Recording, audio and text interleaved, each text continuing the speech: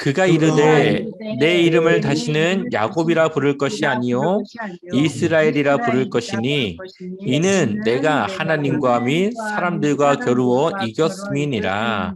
아멘. 자, 야곱이 이제 형 에서를 피해서 삼촌 라반의 집으로 갑니다. 그리고 하나님께서 다시 그를 돌아오게 하여서 자신의 그 재산과 가족들과 함께 다시 고향 땅으로 돌아오게 되는데 그 마음속에 늘 무엇이 있습니까? 형 에서에 대한 두려움이 있었습니다. 이제 돌아가면 형 에서가 자신이 빼앗은 그 축복 때문에 자신을 죽일 것이라고 하는 두려운 마음이 있었는데 그가 야복 나루에서 어떤 사람과 힘겨루기를 하죠. 씨름을 합니다. 그런데 밤새도록 승부가 나지 않다가 결국은 이 야곱이 그 사람을 이기게 됩니다. 그리고 야곱의 이름은 이스라엘로 바뀌어지게 되고 하나님과 겨루어 이겼다라고 하는 뜻의 이스라엘을 그가 갖게 되어지는 것이죠. 어떻게 야곱은 하나님을 이겼을까요? 야곱이 힘이 세서 이겼을까요? 야곱이 그 천사보다 더 능력이 좋아서 이겼을까요? 아니죠. 하나님이 저 주신 거죠. 하나님이 그냥 했다면 어떻게 이길 수 있겠습니까? 그런데 야곱의 의지, 야곱의 포기하지 않는 마음, 야곱의 간절한 믿음, 야곱의 그 하나님을 필요로 하는 하나님께 그 자신의 그 마음을 보여주는 그러한 것들에 하나님은 결국 야곱에게 저 주신 거죠. 하나님은 우리에게 저 주시는 하나님이십니다. 저도 요셉이하고 함께 놀아줄 때에 가끔 요셉이가 팔씨름을 하자고 그래요. 그러면은 제가 막 힘을 쓰는 척 하다가 갑자기 딱 지죠. 그것이 힘이 없어서가 아니라 아들이니까 저 주는 거죠. 하나님은 우리가 자녀이기 때문에 우리에게 저 주셔요. 우리가 원하는 것, 우리가 하나님께 기도하는 것, 하나님께 바라는 것, 하나님은 우리가 믿음으로 또 간절함으로 하나님께 기도하는 것들, 구하는 것들 하나님은 저 주시고 우리의 그 간구를 들어주신다는 거죠. 또한 우리가 죄를 지을 때마다 하나님께 기도하죠. 근데 하나님은 또 그 죄를 지을 걸 알면서도 용서해 주시고 또 저 주십니다. 우리는 똑같은 죄를 반복해서 짓고 또 안 그런다고 하는 진심된 그 마음 속에서 또 연약한 육체 때문에 또 죄를 짓습니다. 하나님은 그것을 알면서도 괜찮다 말씀하시고 우리의 죄를 용서해 주시죠. 바로 저 주시는 하나님, 우리를 이해하시고 받아주시는 그 하나님을 우리에게 보여주고 있습니다. 제1과를 보니까 하나님은 아빠 하나님의 사랑을 가진 하나님이십니다. 여기서 말하는 아빠는 히브리어로 아빠라는 말입니다. 히브리어로 아빠라고 하는 말은 우리나라의 아빠와 똑같은 말입니다. 발음이 똑같고 똑같이 아빠라고 말을 해요. 하나님은 우리를 책임지시고 우리를 인도하시고 우리를 보호하시는 그러한 하나님이시라는 거죠. 하나님의 8가지 속성과 하나님의 그 능력을 통해서 우리를 도우시고 우리를 인도하십니다. 한번 이사야 49장 15절 말씀 읽어볼까요? 같이 읽어보겠습니다. 여인이 어찌 그 젖 먹는 자식을 잊겠으며 자기 태에서 난 아들을 긍휼히 여기지 않겠느냐. 그들은 혹시 잊을지라도 나는 너를 잊지 아니할 것이라. 내가 너를 내 손바닥에 새겼고 너의 성벽이 항상 내 앞에 있나니. 아멘. 대부분의 엄마들에게 물어보면 자신은 한 번도 자기 자식에 대해서 생각하지 않을 때가 없다라고 말합니다. 그런데 사실 생각해보면 재미있는 드라마를 볼 때 혹은 다른 무언가를 할 때 그때만큼은 잠시 잊을 때가 있겠죠. 그런데 하나님은 우리를 잊지 않겠다고 말씀하십니다. 늘 우리만을 바라보고 졸지도 아니하시고 주무시지도 않고 우리를 향한 그 시선을 거두지 않습니다. 그리고 하나님의 손바닥에 우리의 이름을 새겨서 늘 우리를 기억하시고 늘 우리가 하나님과 함께 살아갈 수 있는 하나님이 되어 주시는 것이죠. 또한 스바냐 3장 17절을 보니까 너의 하나님 여호와가 너희 가운데 계시니 그는 구원을 베푸실 전능자이시라. 그가 너로 말미암아 기쁨을 이기지 못하시며 너를 잠잠히 사랑하시며 너로 말미암아 즐거이 부르며 기뻐하시리라 하리라. 아멘. 아멘. 또한 하나님은 우리의 그러한 삶을 통해서 기뻐하시고 그 기쁨을 이기지 못하시고 즐거워하신다라고 말씀하십니다. 여러분들의 그 삶 속에 하나님을 의지하는 그 삶 속에 하나님의 기쁨이 되시고 하나님의 즐거움이 되신다라고 하나님이 말씀하십니다. 언제나 하나님의 귀한 자녀로서 그렇게 하나님과 동행하며 살아가셨으면 좋겠습니다. 아멘. 네, 우리 8가지 하나님이 어떠한 분이신지 한번 다시 돌아보고 마치도록 하겠습니다. 한번 같이 읽어볼까요? 하나님은 창조주 하나님이시다. 하나님은 두성과 모성을 함께 지니신 분이시다. 하나님은 복 주시는 분이시다. 하나님은 훈련시키시는 분이시다. 하나님은 전능하신 하나님이시다. 하나님은 예비하시는 하나님이시다. 하나님은 언제나 함께 하시는 하나님이시다. 하나님은 져주시는 하나님이시다. 네, 8가지 하나님은 어떠한 분이신지 늘 기억하시고 다음 주는 우리 인간은 누구인가를 함께 나누도록 하겠습니다. 네, 감사합니다.